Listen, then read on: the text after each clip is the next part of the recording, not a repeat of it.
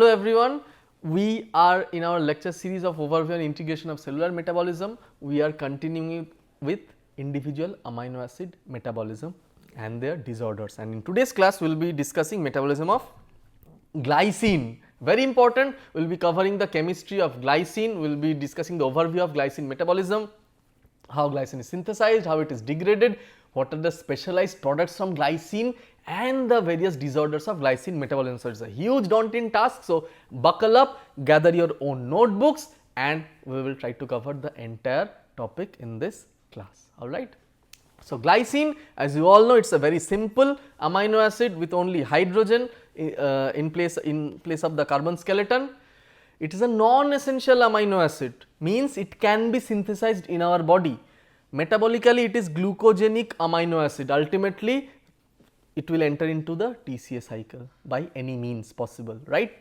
It is involved in one carbon metabolism, it is present in interior of many structural protein, for example collagen, every third amino acid is glycine, MCQ question, and multiple specialized products are produced from glycine such as hemes, purines, creatinine, etc. We will be discussing it all. So, this is the overview of glycine metabolism, which might seem very daunting to start with because there are so many things, right. But as we progress, we will again revisit the slide at the end of this class, and where we will see, we will tick off every possibility that has been shown over here. Now, first starting with the synthesis of glycine, it is done from 4 sources, alright. Serine, threonine, carbon dioxide and ammonia, that is directly by capturing of carbon dioxide, 1 carbon, and glyoxylate. So, let us see. From serine, it is converted to glycine by the enzyme serine hydroxymethyl transferase. Serine is another amino acid, it acts as a source to produce glycine. Now, what happens? The beta carbon is removed, alright, the CH2H is removed and it is donated to this tetrahydrofolic acid, and this enters the 1 carbon pool. So, thus by this step glycine is actually participating in 1 carbon metabolism. Mind you, this reaction is also reversible, okay, it goes both ways. So, glycine can also be converted to serine. So, exchange of 1 carbon thus happens, and by doing so the alpha carbon of serine becomes the alpha carbon of glycine, alright. Next source is production from threonine. Threonine is also another amino acid, it is cleaved by the enzyme threonine aldolase and it gives rise to glycine and acetaldehyde, alright. Threonine aldolase, very important MCQ. Third source, that is production from carbon dioxide and ammonia, right, and another 1 carbon unit. So, how it is done? It is done, so the 1 carbon unit again it is donated by N5N10 methylene tetrahydrofolic acid, it is converted to tetrahydrofolic acid. The whole enzyme system is actually glycine synthase complex, alright, and it directly converts carbon dioxide and ammonia to glycine, alright. This is NADH dependent. So, NADH plus H plus is converted to NAD plus, it is a multi enzyme complex. This is also reversible, and the reverse is process is known as glycine cleavage system, which we will be discussing very soon, alright. So, this is the third source of glycine production, and the fourth source is from glyoxylate. How it is produced from glyoxylate? By the simple process of transamination. So, glyoxylate along with alanine is acted upon by a transaminase enzyme or aminotransferase enzyme to produce pyruvate and glycine. However, this reaction strongly favors synthesis of glycine. It means whenever glyoxylate is present in body, it tends to form glycine. You need to remember this step and also the previous steps, because how glycine is synthesized and degraded, because any problem in this will lead to diseases, right. So, now we have discussed the synthesis of glycine from all the 4 ingredients, that is serine, threonine, carbon dioxide, ammonia as well as glyoxylate. Now, we will be discussing the degradation of glycine, how glycine is degraded, and the main mechanism of glycine degradation is known as glycine cleavage system, which is a very complex thing as it appears because there is so much thing written in the slide. It consists of 4 proteins as a part of the multi-enzyme complex, P protein, T protein, L protein and H protein, and it actually looks like this. This is the major route of glycine breakdown for animals. So, let us, it is actually very easy. So, let us follow along. The P protein is actually glycine decarboxylase, which again has got pyridoxal phosphate as a cofactor, which catalyzes removal of carbon dioxide from glycine. So, this is the P protein with PLP, it removes carbon dioxide from glycine, decarboxylation, right. The T protein, this is basically a transfer of aminomethyl group. T protein containing lipoamide, this actually releases ammonia. So, aminomethyl transferase, if you look at the T protein, it is transferring the aminomethyl group. So, here the aminomethyl transferase is occurring and ammonia is being released. Next, L protein. L protein is basically a dehydrogenase, it is similar to dihydrolipol dehydrogenase of PDH complex. Okay.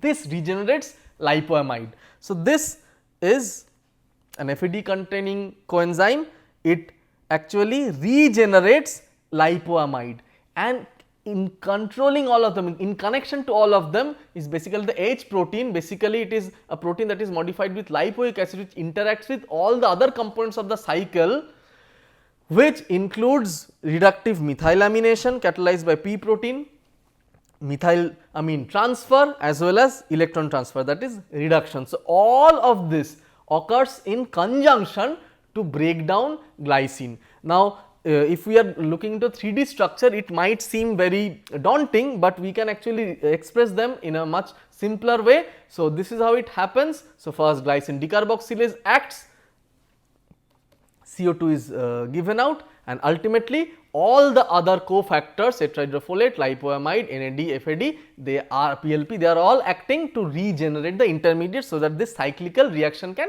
take place. Basically, what we are dealing, we are reversing the glycine synthase complex. So, it means glycine is broken down into carbon dioxide, ammonia, and 1 carbon metabolism is happening, I mean 1 carbon exchange is happening. So, this is the most important route of glycine breakdown, alright.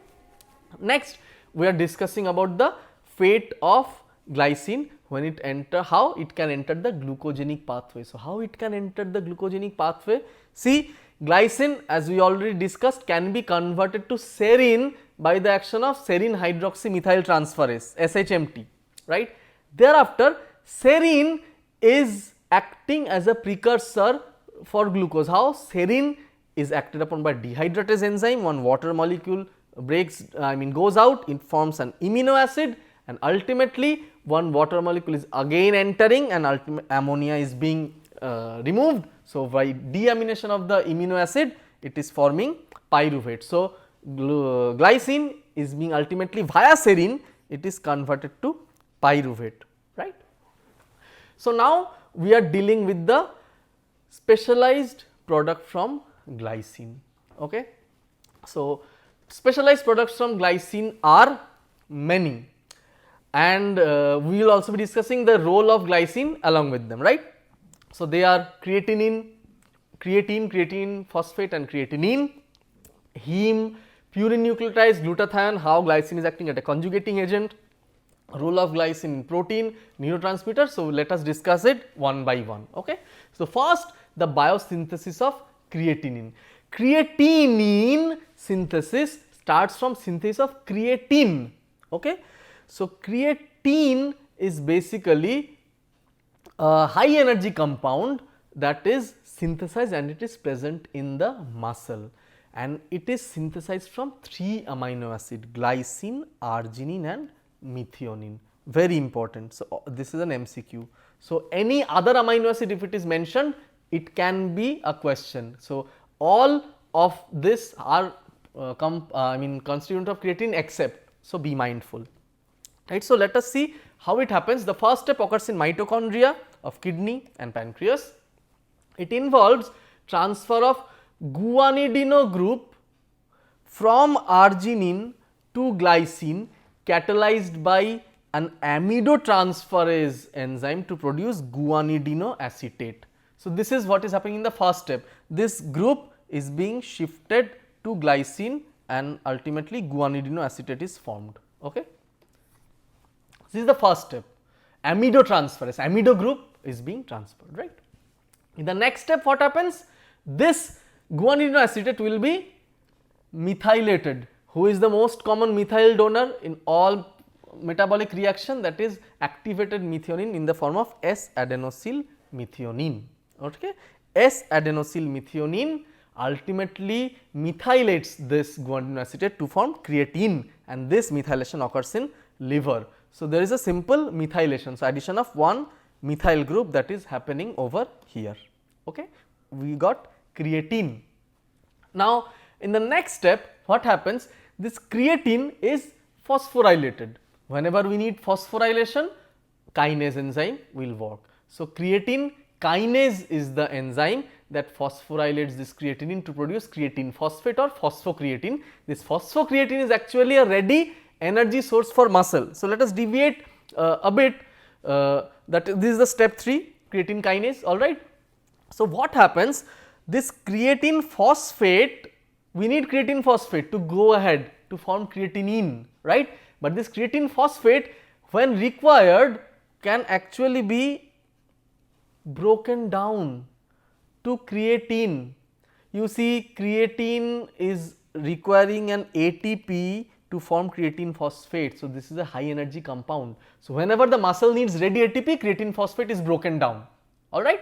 So, this reaction is actually known as Lohmann's reaction, and this actually serves as an immediate store of energy in the muscle whenever we require sudden energy. Therefore, creatine is a very important nutritional supplement for those who are trying to build body and muscle gains, right.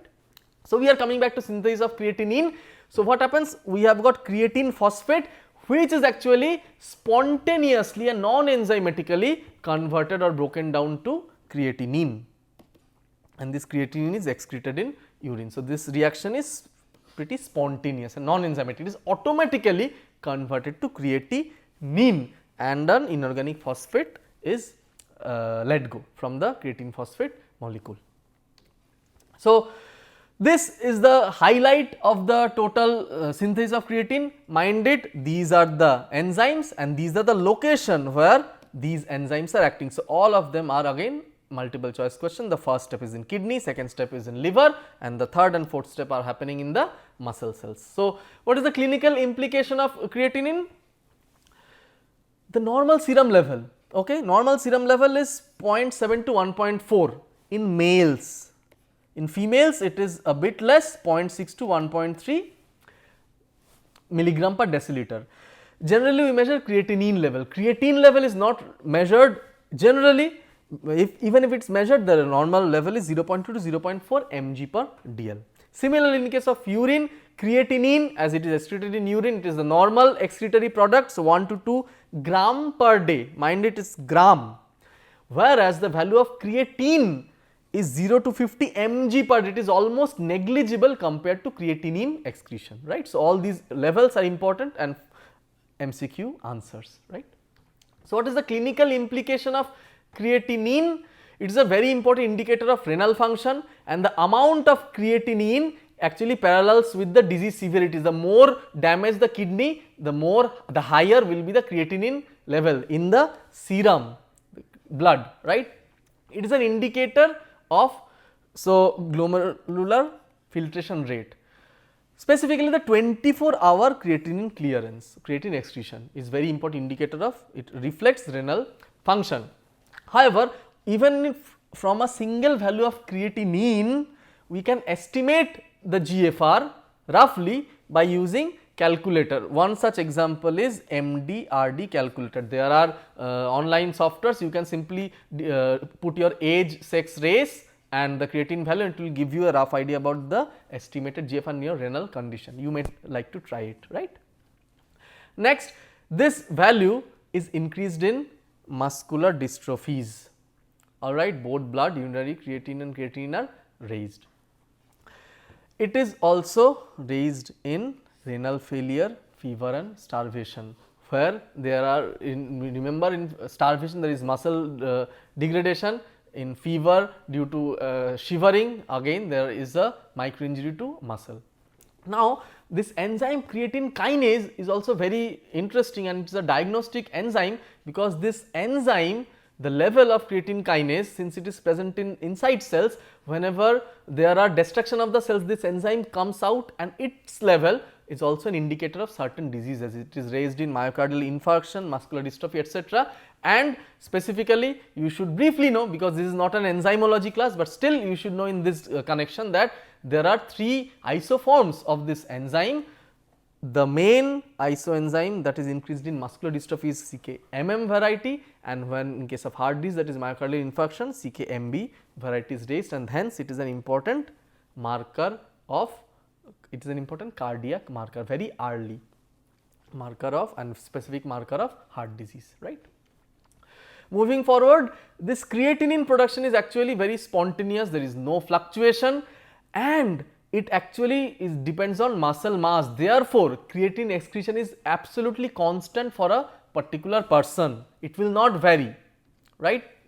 So, generally how the 24-hour creatinine is expressed is generally expressed as a amount of per gram, I told you per gram, and this creatinine is actually, it is so constant, it is also expressed, or it is used to normalize other parameters, for example albumin, they are expressed in mg per gram concentration of creatinine. So, it is also used to normalize the excretion of multiple other excretory products like albumin. So, albumin creatinine ratio is a very important indicator of renal function.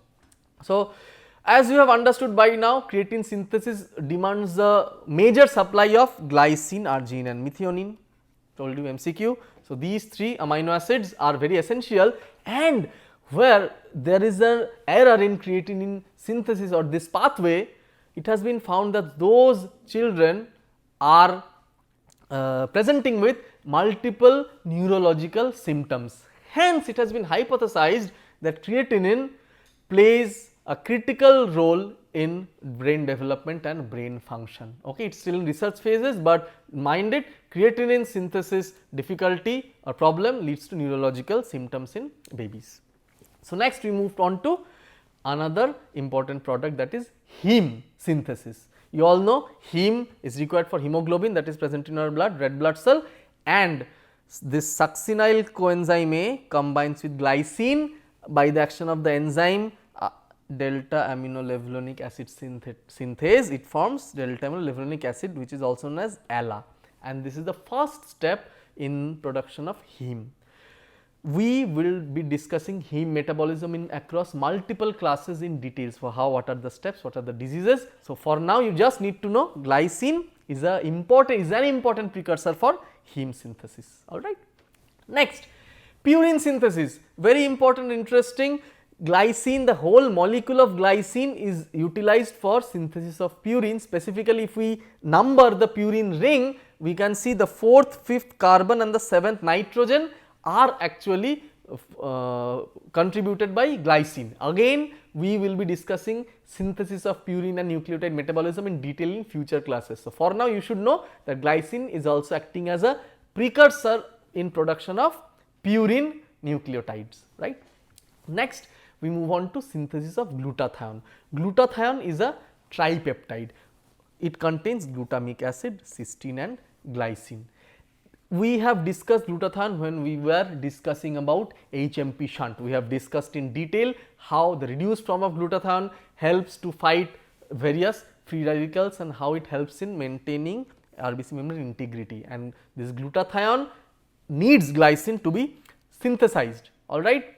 So, there it happens in multiple steps, where first glutamate and glycine or glutamic acid and glycine forms gamma glutamyl with the help of the enzyme gamma glutamyl cysteine synthetase from gamma glutamyl cysteine, and then with the help of glutathione synthetase, since both require ATP, those are synthetase enzymes, it forms glutathione, which is also known as gamma glutamyl cysteanyl glycine. This whole phenomenon will also be touched upon again during absorption and digestion of protein in Meister cycle. So, be mindful, right, you have already read.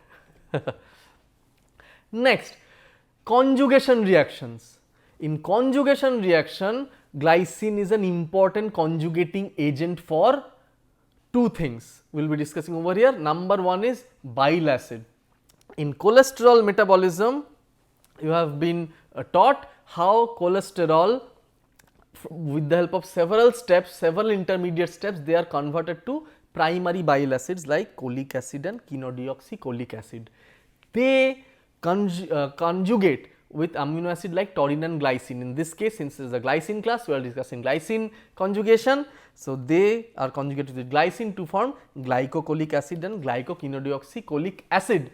They can then form sodium, react with alkalis like sodium and potassium in the system, or cations, to form sodium glycocholate. So, that is how it forms bile salt, and thus glycine actually helps in synthesis of bile salts. So, this is conjugation of bile acid and formation of bile salt. Next, conjugation with benzoyl coenzyme. We have already read this, we are already familiar with this diagram when we discussed about ammonia metabolism, right, ammonia metabolism treatment. So, over there we discussed how this benzoyl CoA is actually conjugating with glycine to form hippuric acid, and thus it is excreted in urine, it is soluble, right. Benzoic acid is actually a preservative input. So, what is the benefit of this? This is actually removing glycine from the system, and since glycine is an amino acid, needs to be synthesized in our system. Subsequent synthesis of glycine removes excess ammonia from the system. So, this is an example of ammonia clearance with the help of conjugation that has already been discussed in detail in ammonia metabolism. All right. So, how glycine acts as a neurotransmitter? You see, glycine is actually present, the amino acid is actually present in brainstem and spinal cord, and it opens up specific chloride channel. Again, an MCQ, multiple ion may be given, but glycine opens up chloride channel, and it in moderate level inhibits, it acts as an inhibitory neurotransmitter, but in high level it can cause overexcitation. So, this is a very careful balance of glycine that needs to be maintained in the tissue level, specifically at the central nervous system. And how glycine acts as a constituent of protein? Generally, glycine is present where polypeptide chain bends or turns. That is, when we look at the secondary structure, we have seen that whenever beta bends or loops are present, glycine is there because it helps in easy bending of the protein primary structure. I already told you it is a very important structural protein of collagen, and in collagen every third amino acid is glycine, again an MCQ. All right. Another amino acid is of collagen is proline, hydroxyproline, lysine, hydroxylysine, but the glycine is most common. All right. So, what are the metabolic disorders of glycine? So, I told you, remember the slides because that will be required when we are discussing disorder. So, glycine cleavage system, glycine was being broken down, is the most common breakdown pathway of glycine. So, if it is defective, what happens? Non-ketotic hyperglycinemia. Simple, glycine level will be extremely raised, it will lead to severe mental retardation and seizure, and there is no effective management. So, high level of glycine in blood, urine and CSF, glycine cleavage system problem. There is another disorder, glycinuria, which is basically a rare disorder, and in this what happens? Serum level of glycine concentration may be normal or decreased, but a very high amount is present in urine, because normally glycine is reabsorbed, but here glycine is not reabsorbed due to some problem in renal reabsorption, and hence it is characterized by excess glycine in urine, which is glycinuria, and then these patients have got an increased tendency to form oxalate renal stones. Okay. We also remember this slide where I told you this reaction where glycine is formed from glyoxalate strongly favors synthesis of glycine, but if there is some problem, there will be no formation of glycine and glyoxalate will be accumulated in excess, right, and this is leading to a disease that is known as primary hyperoxaluria. Excess amount of oxalic acid is excreted in urine and it is leading to the formation of oxalate stone. So, what happens? Basically, this is a protein targeting disorder where the enzyme that is normally present, it is supposed to be present in peroxisome. Due to a protein targeting defect, the enzyme is present in mitochondria. So, basically it is inactive in patients. So, if it is enzyme is inactive, this enzyme aminotransferase. So, what happens? This reaction cannot occur. So, glyoxylate cannot be converted to glycine, right. Moreover, in animals some glycine is actually oxidized spontaneously to glyoxylate. So, all of this leads to conversion of this glyoxylate to oxalate by the enzyme glyoxylate oxidase. GO stands for glyoxylate oxidase or glycolate oxidase, same thing. So, this leads to formation of excess oxalate, and thus excess amount of oxalic acid or oxalate are excreted in urine, right. There is another variety that is known as so what happens? So, let us discuss first. So, parts of oxalic acid, they could be directly oxidized to oxalic acid by glyoxylate oxidase. This is what I was discussing, all right. So, ultimately it leads to nephrolithiasis, that is formation of renal stones, renal colic, because once it is stone that will lead to excess pain, that is also known as renal colicky pain, and blood in urine, that is also known as hematuria, right. It so much so because all the organs are affected, oxalate crystal may be seen in heart, blood vessel and bones, very serious disorder.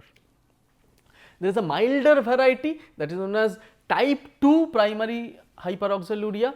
Over what happens? The enzymes, that is glyoxylate reductase or hydroxypyruvate reductase, are deficient. Those are enzymes, because the glyoxylate normally when it is formed in peroxisome, or it is normally channeled between the organelle and the cytoplasm. So, if the enzyme in peroxisome is fine, mainly I told you the reaction favors glycine synthesis, though the oxalate will be pulled from here. But even if some amount of glyoxylate is remaining in the cytoplasm, the normal pathway by which it was degraded, because normally it is reduced to form glycolate, then it is, all these things are basically hampered. So, what happens?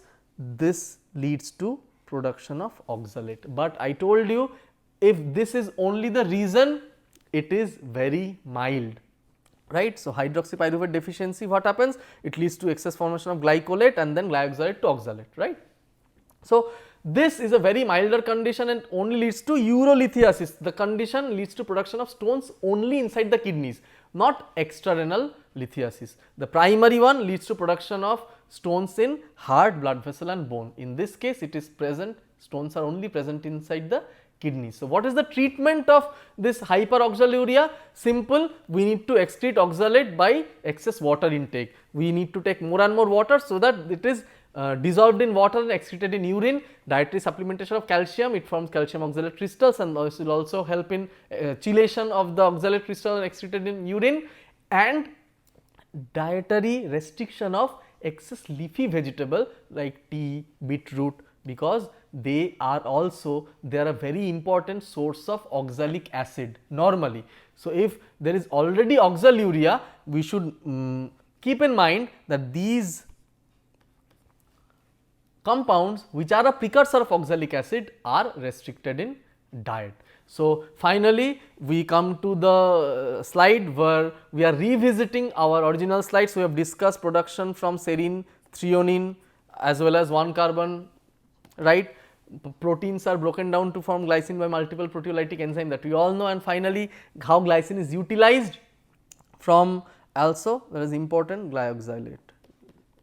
Glyoxylate also forms glycine, right.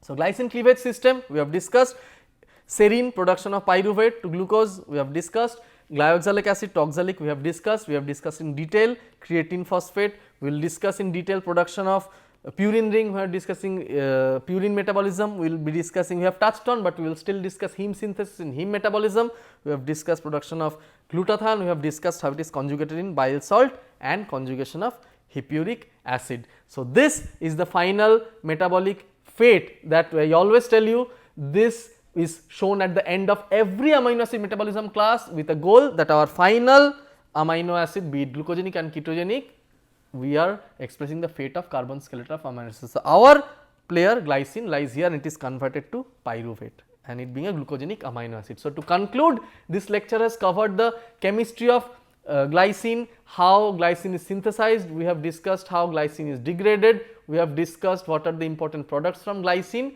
and we have discussed what are the disorders of glycine metabolism. So, this is the these are my few references for this slide, and I thank you all for your patient listening, and I see you in the next class. Take care.